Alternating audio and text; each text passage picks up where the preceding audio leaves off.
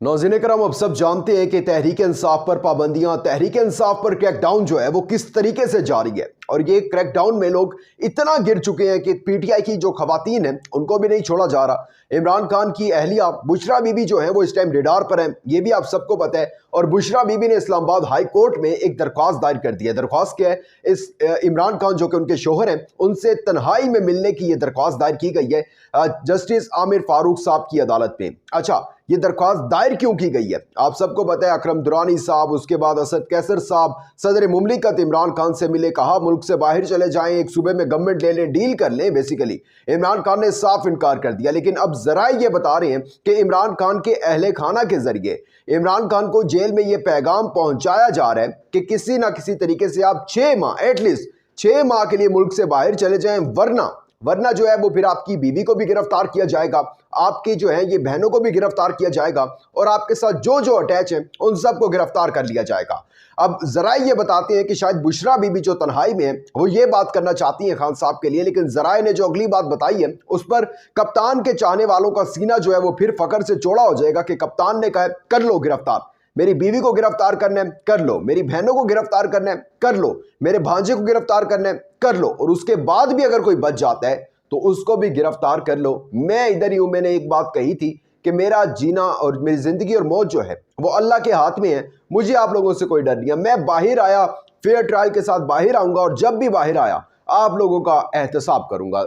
शेख रशीद साहब हैं, बड़े पुराने सियासतदान हैं, बड़े चालाक से सियासतदान हैं। उन्होंने अपने ऊपर किया हुआ जो तशद्दुद उनके ऊपर हुआ है उसका एतराफ़ कर लिया। ना सिर्फ अपने तशद्दुद का एतराफ़ किया बल्कि मुनीफ फारूक साहब जिनके साथ उनका इंटरव्यू था उनके सामने भी उन्होंने कहा कि मुझे तशद्दुद का निशाना बनाया गया। लेकिन उसके बाद वो कहते हैं ना, बहुत कुछ कह के, कुछ ना कह के भी बहुत कुछ कह दिया शेख रशीद साहब ने। और नवाज शरीफ के लिए इस्लामाबाद हाई कोर्ट से एक बहुत बड़ी खुशखबरी आई है। वही Islamabad high court justice Amir Farooq, जिन पर इमरान खान मुतअद्दिद बार जो है वो अदम एतमाद का इजहार कर चुके हैं। सारे अहवाल से आपको आगाह करते हैं, लेकिन आगे बढ़ने से पहले चैनल को सब्सक्राइब करके शुक्रिया का मौका दीजिएगा। वीडियो को लाइक और शेयर लाजमी कीजिएगा।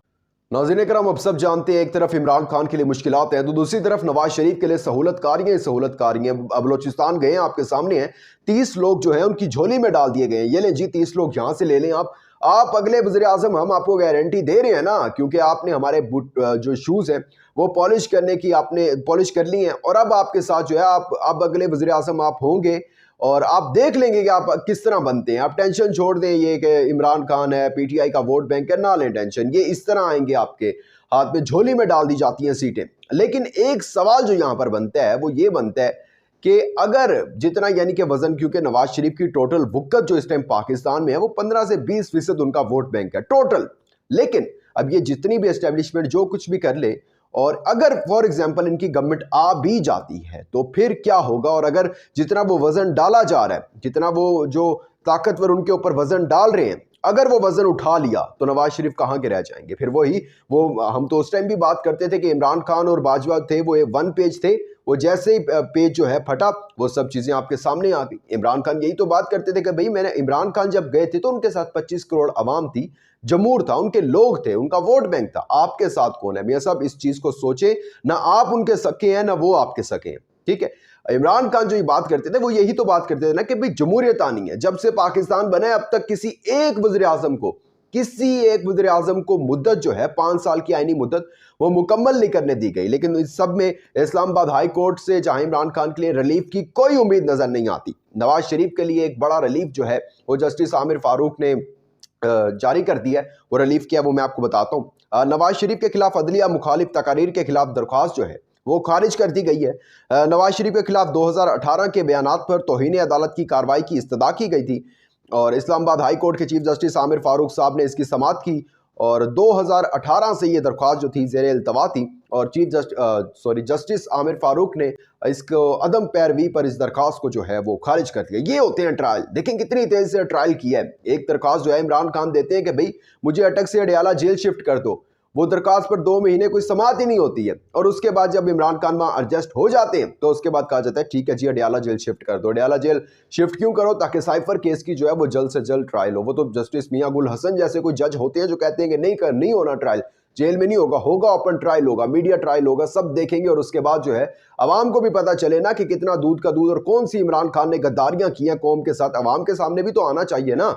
और इसी चीज से ये लोग डरे हुए हैं। बुशरा बीबी, मैं पहले भी इब्तिदा में आपको बता चुका हूं, ये लोग बहुत गिर चुके हैं। अब वो उनकी मुलाकात तो हो रही थी, इमरान खान से इजाजत मिल गई, लेकिन प्राइवेसी नहीं दी जा रही थी। अहले खाना भी मिलते थे, उसमें भी प्राइवेसी नहीं दी जाती थी। और अब जो है वो एक दरख्वास्त दायर की गई है बुशरा बीबी की तरफ से कि मुझे जो है वो तन्हाई में मिलने की इजाज़त दी जाए।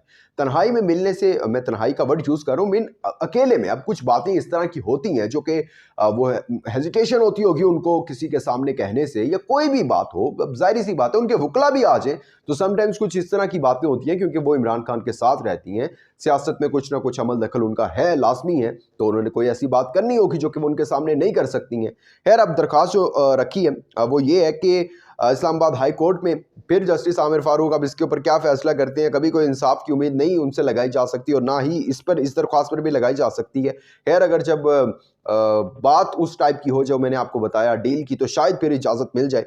उन्होंने कहा जी, अदालती अहकामात पर हर मंगल को चेयरमैन पीटीआई इमरान खान से मुलाकात की इजाज़त मिली थी मुझे, ठीक है, लेकिन जेल हुकाम की मौजूदगी वजह से घरेलू मामलात पर बात नहीं हो सकती है। मुलाकात की इजाज़त दी जाए, सुप्रीडेंट जेल अडयाला जेल को कहा जाए कि भाई तन्हाई में हमें मुलाकात जो है वो करने दी जाए और जो भी अमला है वहाँ पर उनको वहाँ से निकाल दिया जाए। अब देखना ये है कि इस्लामाबाद हाई कोर्ट इसके ऊपर क्या फैसला करती है, जस्टिस आमिर फारूक जो हैं वो इसके ऊपर क्या फैसला करते हैं। लेकिन अब सबसे जो एक मज़ेदार सी मैं इसको खबर कहूँगा शेख रशीद के हवाले से है। आपको पता है शेख रशीद चिल्ले पर गए, उसके बाद फिर वापस आए, फिर मुनीफ फारूक वाला इंटरव्यू, और मतलब कि वो इंटरव्यू भी ऐसा वो दिया उन्होंने कि खान साहब पर इल्ज़ामात भी नहीं लगवाए और अपनी जान भी छुड़वा ली सब कुछ कह के, और कुछ ना कह के भी बहुत कुछ कह दिया। ये मतलब कि ये जुमला जो है ना, ये जिस तरह ये जुमला समझ नहीं आ रहा, उस तरह शेख साहब की बातें ताकतवरों को समझ नहीं आती और वो समझते हैं कि शायद हमें जो है हमारे हक में ही जो है इन्होंने कुछ बोला है। अच्छा, अब ये वी न्यूज़ है एक, वी न्यूज़ जो है ये अमार मसूद साहब हैं, इन सब का यानी कि एक मिलकर 2-3 लोगों का एक चैनल है, न्यूज़ है। वो कहते हैं, उन्होंने एक आर्टिकल लिखा है और अपनी वेबसाइट पर उन्होंने कहा शेख साहब ने दावा किया कि मुझ पर तशद्दुद इन्होंने, ये जो लोग हैं ताकतवर, ये लोग करने लगे तशद्दुद। ये बड़ी अब मज़ेदार सी एक बात आएगी और शायद आपको हंसी भी आ जाए इस बात पर। वो कहते हैं कि शेख साहब को हम तशद्दुद करने लगे हैं ये मुझ पर, तो उन्होंने मुझे जब उठाया है ना तो वो कहते हैं यार ये तो क्रेन से भी ज़्यादा वजनी है, इसको छोड़ दो, ये मर जाएगा बूढ़ा। और उसके बाद उन्होंने मुझ पर तशद्दुद नहीं किया, लेकिन मुनीफ फारूक साहब के इंटरव्यू में जब मैंने कुछ कहा कि ये चीज़ें जो हैं ये मैं नहीं बोल सकता, तो मुझे मुनीफ फारूक के सामने मारा गया और गन का जो पीछे से होता है वो मेरे माथे पे मारा गया। और मुनीफ फारूक साहब ने कहा कि आप इसको ऐसे शेख साहब के साथ ना करें, तो उन्होंने मुनीफ फारूक साहब को भी चुप करवा दिया। लेकिन उसके बाद फिर शेख रशीद साहब ने कहा नहीं नहीं, मुझ पर जिन्होंने तशद्दुद किया, अब सवाल किया सहाफ़ियों ने, तो उन्होंने कहा जिन्होंने मुझ पर तशद्दुद किया ना, मैं उनको भी माफ़ करता हूँ। फिर कहते ओ हो नहीं, मुझ पर तो किसी ने तशद्दुद नहीं किया। यानी कि कितने चालाक हैं शेख रशीद साहब के, पहले कह दिया कि जिन्होंने मुझ पर तशद्दुद किया मैं उनको माफ़ करता हूँ, और फिर अचानक से बात पलट दी कि नहीं नहीं नहीं, मुझे जो है मुझ पर किसी तशद्दुद नहीं किया। वी न्यूज़ ने भी ये फिर जो खबर थी वो डिलीट कर दी अपनी वेबसाइट से, ये आर्टिकल डिलीट कर दिया कि शायद हमारे रिपोर्टर को सुनने में गलती हुई हो। गलती तो कोई नहीं हुई होगी, आपको भी पता है, आपने डिलीट क्यों किया। फिर फैज़ाबाद वाले भी मामले पर शेख रशीद साहब ने कहा कि मैं नहीं बताना चाहता कि दरख्वास्त किसकी तरफ से जो थी वो दायर हुई थी, मैं दूसरी दफ़ा जो है वो चिल्ला नहीं काटना चाहता। खैर, अपना इंपॉर्टेंट फीडबैक देना मत भूलिएगा। दीजिएगा इजाज़त, अल्लाह हाफ़िज़ व नासिर।